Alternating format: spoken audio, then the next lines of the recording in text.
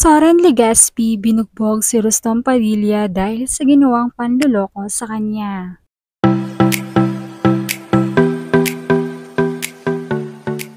Trending pa rin ngayon pagdating sa usapang showbiz ang umano'y gusot sa pagitan ni Rustom Padilla, Carmina Villarroel at Soren Legaspi. Sa pag-usisa nga ng kanilang matagal na itinagong sikreto ay nauwi na nga sa demandahan.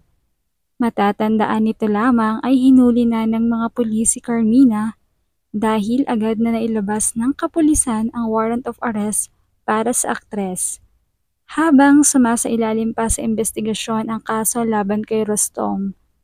Dahil nga matatagalan pa ang investigasyon para kay Rustom, ay wala pang ibinababang desisyon kung ano ang mangyayari sa kanya. Samantala, ay hindi naman nakapagpigil si Soren na hintayin ang aksyon ng hustisya, kaya sinugod na niya si Rustom at binugbog. Ayon sa mga nakasaksi, ay palabas ng gate kung saan tumutuloy si Rustom ngayong umuwi siya ng Pilipinas, ay doon pinagsusuntok at pinagsisipan ni Soren si Rustom. Binantaan naman ni Soren ang mga bodyguard ni Rustom na huwag lalapit dahil idadamay niya ang mga ito. Kaya naman walang nagawa ang mga ito at hinayaan na lamang na mabugbog ng husto si Bibi Gandang Hari. Pasa, galos at pamamaga ng katawan ang natamo ni Rustom, kaya naman nanghina ito at isinugod na rin sa ospital ng kanyang mga kasama. Agad naman daw umalis si Soren sa pinangyarihan. Ayon naman sa mga netizens ay grabe na ang mga nangyayari at umabot pa sa ganitong punto. Wala raw pinagsisisihan si Soren na nagawa niya iyon kay Rustom dahil deserve daw iyon ni Rustom sa lahat ng ginawang panloloko sa kanya at bilang naapakan ang kanyang pagkalalaki.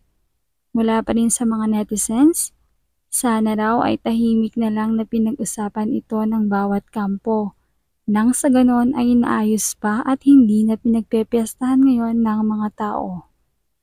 Maaari naman daw magkapatawaran ang bawat panig o ang bawat isa dahil sa huli ay pamilya pa rin sila at kung ano man ang nakaraan ay tapos na.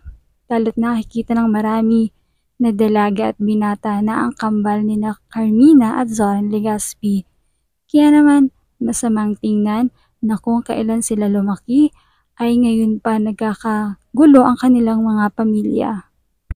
Hiling naman ng mga fans at tagahanga ng pamilya Legaspi na sana ay matapos na ang ganitong gulo upang maging maayos na ang takbo o daloy ng kanilang pamumuhay. Swerte sila at marami sila o maganda ang kanilang career ngayon.